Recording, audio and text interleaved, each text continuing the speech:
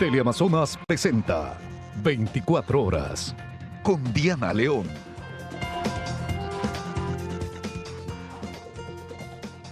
Bienvenidos a su noticiero 24 horas en este sábado 7 de septiembre. Empezamos de inmediato con la información. SENACE aseguró que el sorpresivo apagón reportado la mañana de este sábado fue ocasionado por una falla en la barra de la subestación Molino, la cual está conectada a la generación de Paute. Fue alrededor de las 13 horas de este sábado que el servicio eléctrico se restableció en su totalidad en varias provincias del país. Así lo anunció el Operador Nacional de Electricidad SENACE. Esto luego que a gran parte de los ecuatorianos los despertara un apagón no programado, que se produjo pasadas las 8:30 de la mañana. El comercio fue uno de los sectores más perjudicados. Así lució esta mañana el centro de Manta. Los generadores de electricidad volvieron a ser utilizados por ciertos propietarios de locales, mientras que otros comerciantes que no contaban con los equipos registraron pérdidas económicas. Cuando no hay luz, la gente no desea comprar. Esperemos que la luz venga muy pronto para poder recompensar las pérdidas que hay. Una situación similar se vivió en Santa Elena. Los comerciantes comentaron que el fin de semana anterior también se registró un corte de luz en la zona. Todos los artesanos creo que estamos afectados por esto. En Riobamba, en cambio, ciertos negocios optaron por cerrar sus puertas en la mañana de este sábado. Como ya no vino, tuve que coger y mandarle a los trabajadores. Los comerciantes de Loja aseguraron que para las 12 del día ya tenían energía. Una mañana no se la recupera. Estos apagones imprevistos se traducen en impactos económicos incalculables en el país. Y es que de acuerdo a la Cámara de Comercio de Guayaquil, cada hora sin suministro eléctrico le cuesta a Ecuador aproximadamente 12 millones de dólares. De acuerdo al SENACE, el corte de luz masivo fue provocado por una falla en la barra de la subestación Molino, la cual está conectada a la generación de Paute. Esto ocurre en medio de un fuerte estiaje en el austroecuatoriano. La sequía en el río Tomebamba, que alimenta las centrales de Mazar y Paute, es evidente. Esto ha provocado que la cota de Mazar disminuya cerca de 1 metro diario. El 29 de agosto se encontraba a 2.140.8 metros sobre el nivel del mar. Actualmente está a 2.135.5 metros. Mientras tanto, este sábado, la barcaza fue trasladada momentáneamente a otro muelle del río Guayas. En este punto hay una conexión temporal al sistema interconectado de electricidad. Por lo tanto, el SENACE podrá empezar las pruebas de generación eléctrica cuando estimen que sea conveniente. Así lo aseguró a este medio de comunicación el representante de Carpowership en Ecuador. Esto mientras que en la subestación Las Esclusas se colocarán estos pilotes que permitirán el reforzamiento del sistema de amarre del buque. Carpowership en este comunicado detalla que se ha procedido a contratar a la empresa de ingeniería Seaport para la ejecución de la obra. Las pruebas de generación eléctrica de la barcaza tienen 12 días de retraso. Se tenía previsto que inicien el pasado 26 de agosto, pero corrientes laterales inusuales en el río Guayas complicaron el acoderamiento de la embarcación. De acuerdo a los plazos establecidos, la barcaza debería estar operativa para finales de septiembre. Y durante la mañana de este sábado, la capital vivió los estragos del apagón masivo a nivel nacional. A eso se sumó la paralización de actividades de las 15 estaciones del metro de Quito que han ido retomando el servicio paulatinamente. Cerca de las 9 de la mañana, la alerta una vez más se registró. Y esta vez sin aviso alguno. Un apagón a escala nacional causó sorpresa en miles de capitalinos que no pudieron realizar sus labores con normalidad. Quienes comercializan productos que necesitan refrigeración, por ejemplo, nuevamente lamentaron que esta situación se repita, pues y en anteriores ocasiones los cortes de luz generaron pérdidas considerables. Tenemos productos que se venden todos los días y si se descongela, se nos daña el producto, como el queso de hoja, el manjar, la carne. No se puede trabajar si la luz se va y entonces eso para nosotros es una pérdida. A esto se sumó el caos vehicular en las principales vías de la capital. Los semáforos volvieron a apagarse, generándose así complicaciones en el tránsito. No, en todo Quito, desde lo que vengo del Valle, no hubo ningún agente. Ningún agente, no permiten que se desarrolle con normalidad las actividades diarias que tenemos. Estamos una barbaridad, señorita, no sé qué pasaría. Mire cómo se hace la congestión y todo, no se puede circular así. A la par, las estaciones del metro completamente cerradas, custodiadas incluso por uniformados. Novedad que generó molestia en cientos de ciudadanos que debían movilizarse dentro de la ciudad, así como otros que querían llegar a la terminal del sur para salir de la capital. Qué pena que otra vez se vuelva otra vez el país un caos. Yo voy a Guayaquil, pero tengo que ver por otros medios cómo me voy. Nos retrasa a todo el mundo. ¿Usted a dónde debía irse por ejemplo? Yo tengo que irme hacia el centro. Ahora ya llego tarde. La energía fue restablecida por completo pasado el mediodía. Sin embargo, las 15 estaciones del metro estuvieron cerradas hasta las 4:25 de la tarde, que empezaron a activarse paulatinamente. Esto porque, según las autoridades, debían reiniciar y verificar el sistema operativo del metro de Quito para su funcionamiento. Ya para la noche de este sábado, el servicio en las estaciones del metro se reanudaron. Y en Guayaquil se vivió un ambiente similar tras el corte del suministro de electricidad a nivel nacional en la mañana de este sábado. Servicios como cable, como internet, agua potable, semáforos y actividad comercial se paralizaron.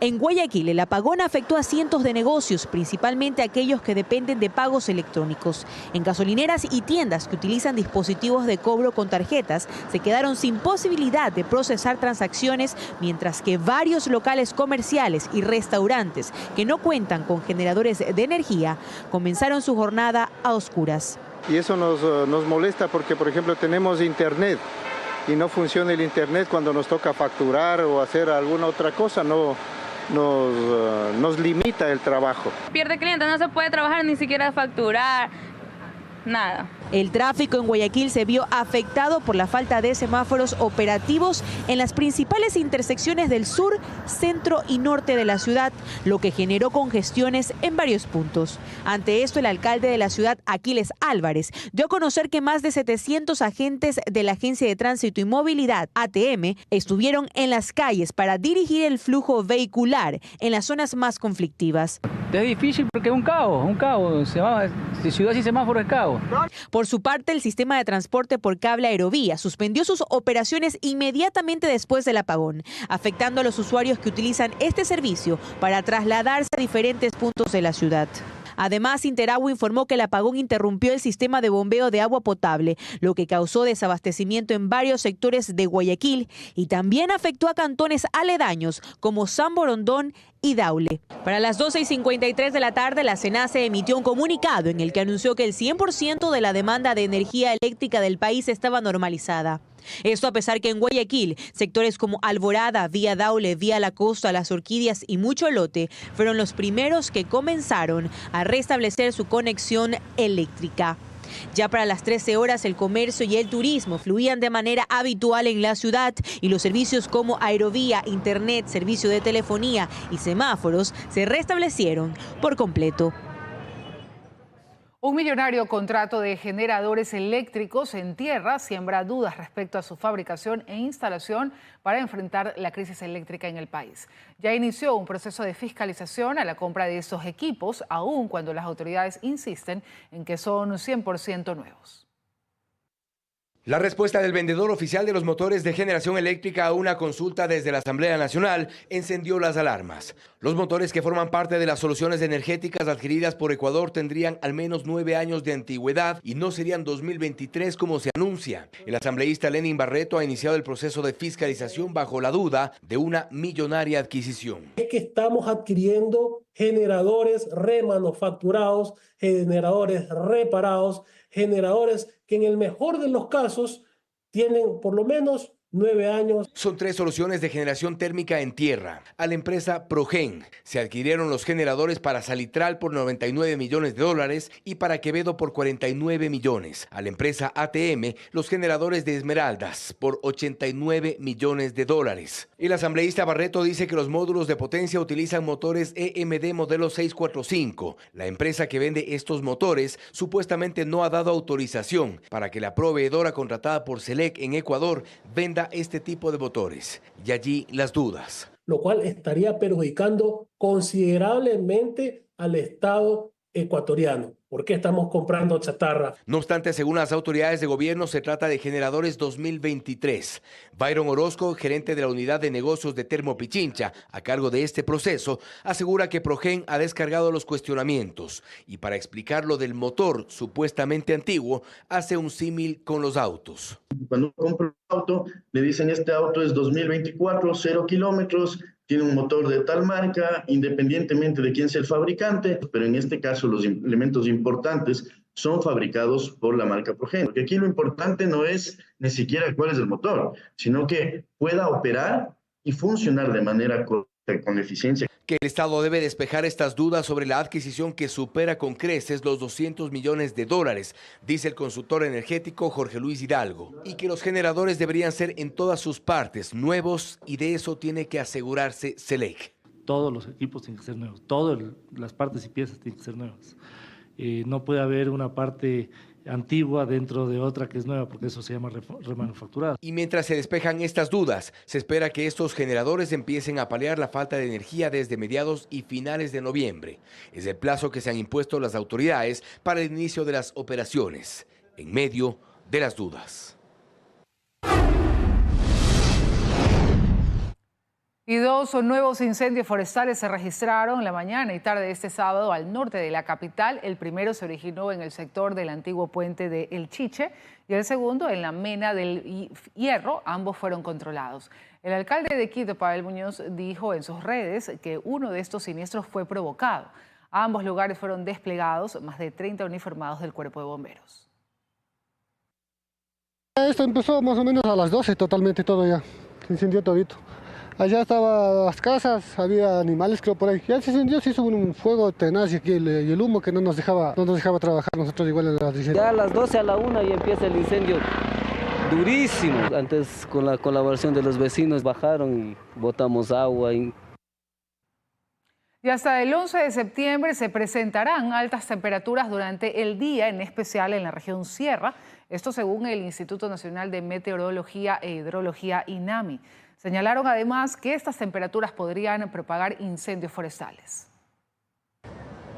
Días de mucho calor y altos índices de radiación ultravioleta se esperan en varias zonas del país. Así lo alertó el Instituto Nacional de Meteorología e Hidrología, INAMI, en su advertencia número 48. Un panorama que señalan será favorable para incendios forestales. Estamos pasando sobre todo el litoral ecuatoriano época seca y asimismo se puede decir reducción de precipitaciones en el callejón interandino. Además, vemos que a nivel alto de la atmósfera, debido a la poca humedad que hay cielos, sobre todo a nivel nacional, que se estén presentando en diferentes regiones, cielos poco nubosos. Al momento, la Secretaría de Gestión de Riesgos se mantiene monitoreando focos de calor en Quito y señaló en una entrevista en 24 horas los 3 puntos que están propiciando los incendios forestales.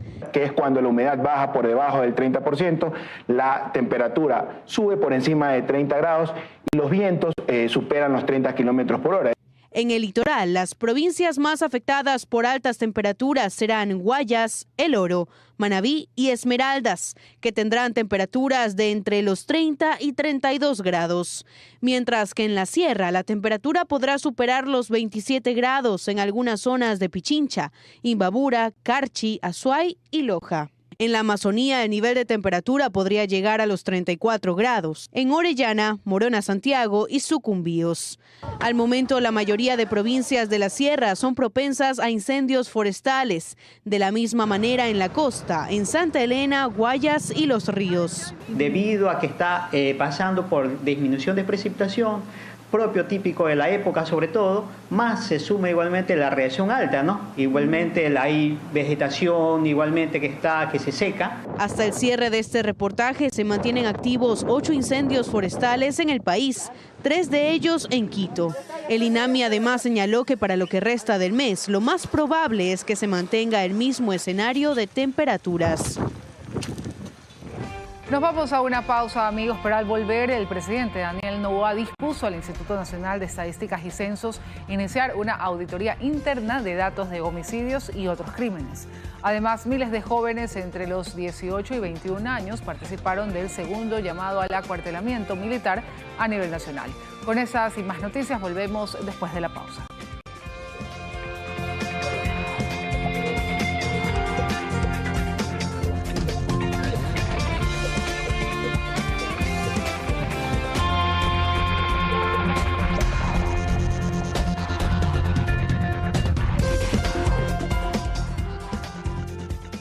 Seguimos con más noticias. El presidente de la República, Daniel Noboa, dispuso al Instituto Nacional de Estadísticas y Censos iniciar una auditoría interna de datos de homicidios y otros crímenes.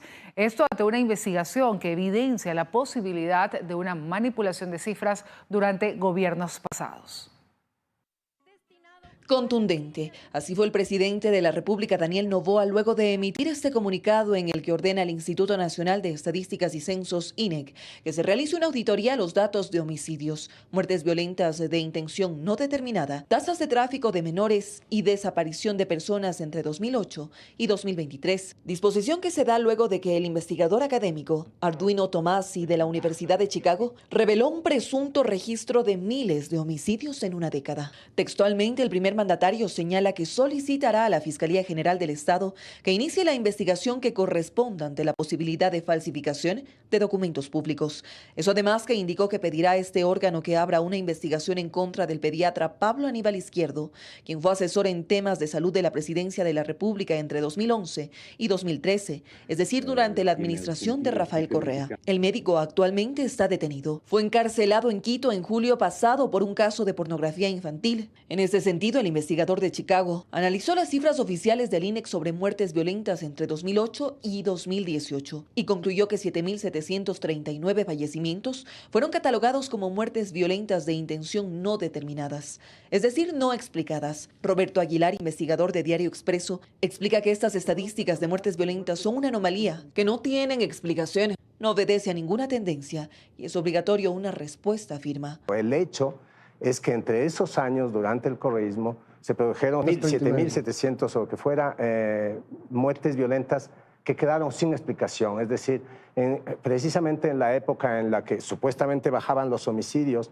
y Ecuador se convertía en el segundo país más seguro de América Latina, las muertes no violentas, no explicadas, ascendían de una manera estratosférica.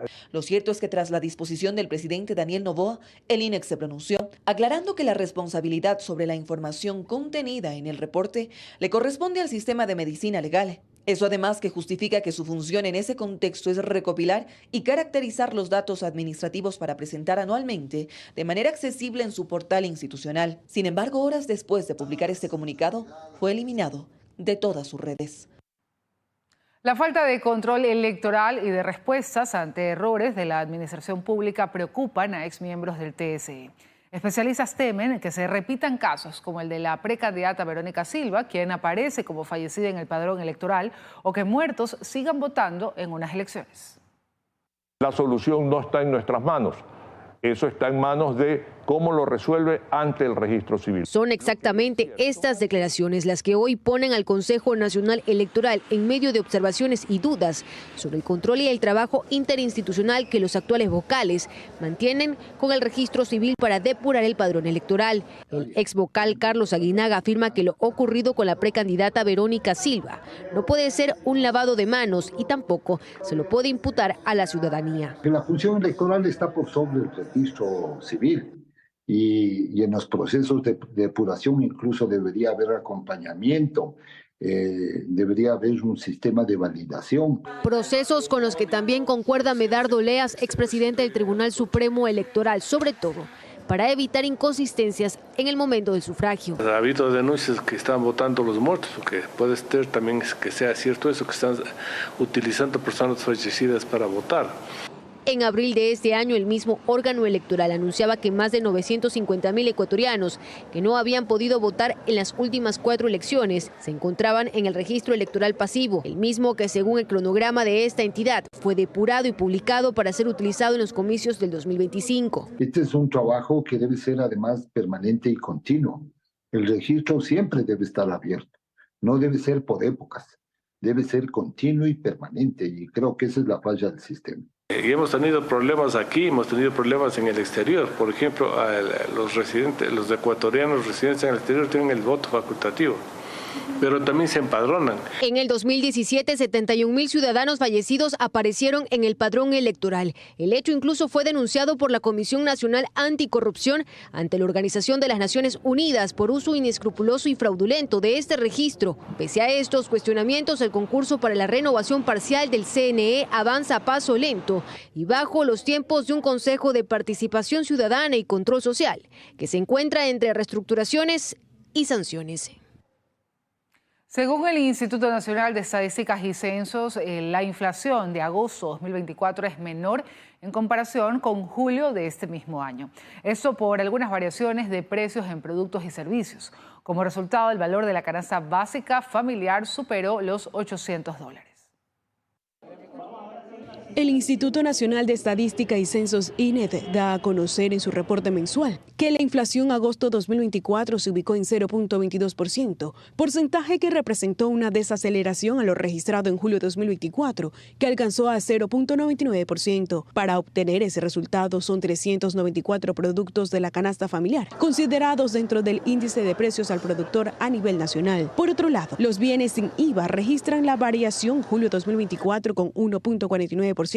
Y actualmente una disminución que llega al 0.32%. El informe también detalla que la canasta básica familiar, alojamientos, agua, electricidad, bienes y servicios son los de mayor influencia en costos. Asimismo, se destaca que entre los factores para que los costos se eleven están fenómenos climáticos, producción estacional e inseguridad, factores que incluso aumentan el costo de la canasta familiar. En julio 2024 llegó a $798, mientras que en agosto alcanzó el monto de $812. El INEC destaca que las ciudades más costosas son Cuenca, Quito y Manta, a diferencia de Esmeraldas, Machala y Santo Domingo, que son consideradas las ciudades más económicas a nivel nacional. Este sábado se llevó a cabo el acuartelamiento militar en varias ciudades del país, entre ellas Quito y Guayaquil. Miles de jóvenes entre los 18 y 21 años participaron de esa convocatoria, de la que se dispone de 5.000 cupos. Ni bien iniciaba el sábado y así es como desde tempranas horas lucía el centro de movilización del Comando Conjunto de las Fuerzas Armadas, al norte de Guayaquil. Unos jóvenes estaban solos, mientras que a otros les acompañaban sus familiares. Todos con un solo objetivo: ser seleccionados en este segundo llamado para el acuartelamiento militar. Muchos de ellos incluso acamparon desde la noche del viernes. Servir a la patria, ser militar. Se lo prometí a mi familia y lo quiero cumplir. Mi sueño siempre ha sido desde pequeño, sacar esto de que estamos viviendo de hoy en día, de delincuencia, robo, asalto y todo eso. Porque queremos servir a la patria y queremos ser mujeres de bien también. Un panorama similar se vivió en la capital. Aquí en el Fuerte Militar El Pintado, al sur de Quito. El sol y los fuertes vientos no fueron impedimento para que miles de jóvenes acudan a este llamado para el que se dispone de 5.000 cupos. Yo vivo en San Miguel, Estamos desde ayer, desde las 3 de la tarde estoy aquí. Significa una oportunidad de vida, tener una razón para enorgullecer a mis padres. Rol Cabascango es uno de los oficiales a cargo de este proceso y él explica que entre los requisitos para ser parte de este llamado está tener entre 18 y 21 años de edad. 4.800 son ciudadanos varones y 200 mujeres que se acuartelan a nivel nacional. En el cuerpo de ingenieros que se encuentran en la Rodrigo de Chávez se acuartelan 50 ciudadanas, en Guayaquil 100, en Manta 50 y en Cuenca 50 mujeres. Algunos padres de familia explican que sus hijos participan de este proceso de acuartelamiento por segunda o tercera ocasión y tienen expectativa de lo que ocurra durante este sábado y domingo. Estoy desde el día de ayer, a partir de las 10 de la mañana, pues nos he amanecido aquí. El deseo de mi hijo siempre ha sido pues servir a la patria. Tiene 19. Él siempre ha querido ser militar.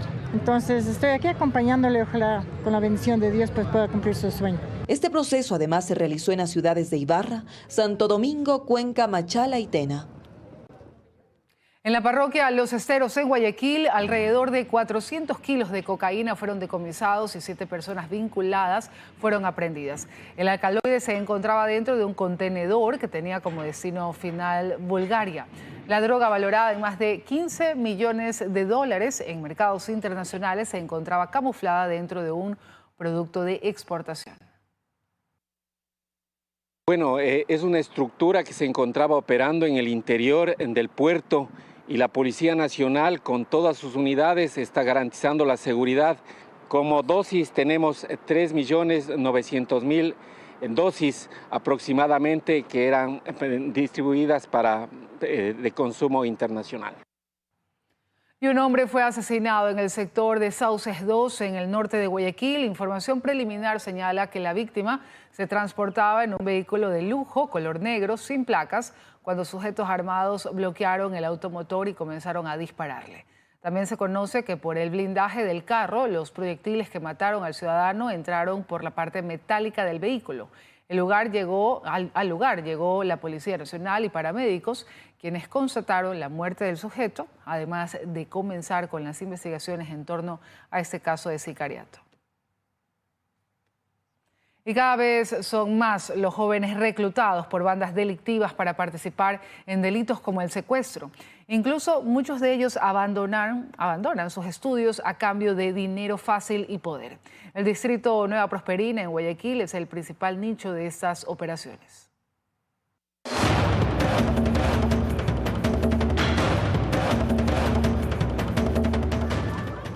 Son menores de edad que ahora ya no buscan seguir una carrera educativa cuando en el crimen organizado ya han encontrado un fácil camino de aparente poder.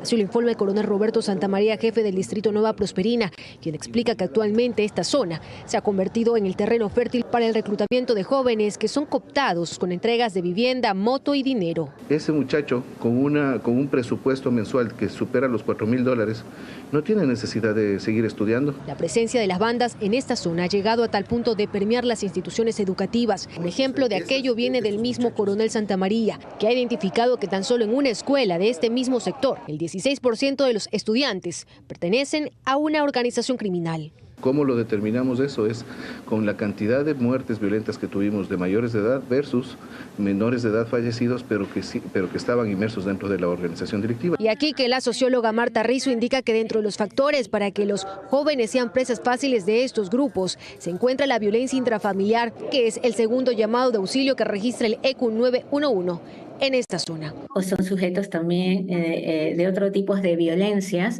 que normalmente consideran también como un escape. De lo que va del año en el distrito Nueva Prosperina se han decomisado cerca de 200 armas de fuego, de las cuales el 40% fueron encontradas en posesión de menores de edad. Vemos de que los menores de edad tienen una ventaja legal, que es por eso que son fácilmente reclutables, que es la inimputabilidad de los menores en la ley.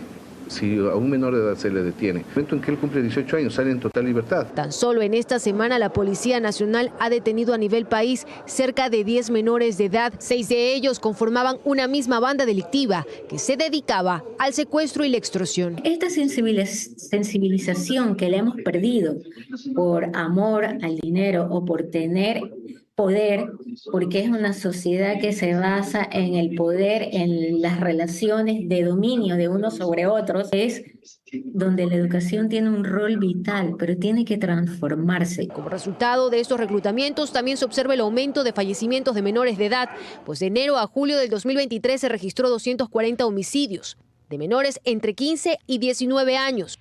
Mientras de lo que va del 2024, la cifra ya alcanza los 300 homicidios, lo que confirma que estos adolescentes son utilizados por estas estructuras criminales como soldados o sicarios cuando hay enfrentamiento armado entre grupos rivales o ataques dirigidos u objetivos específicos. 10 años han pasado desde el asesinato de un taxista en Manabí por parte de un ex policía.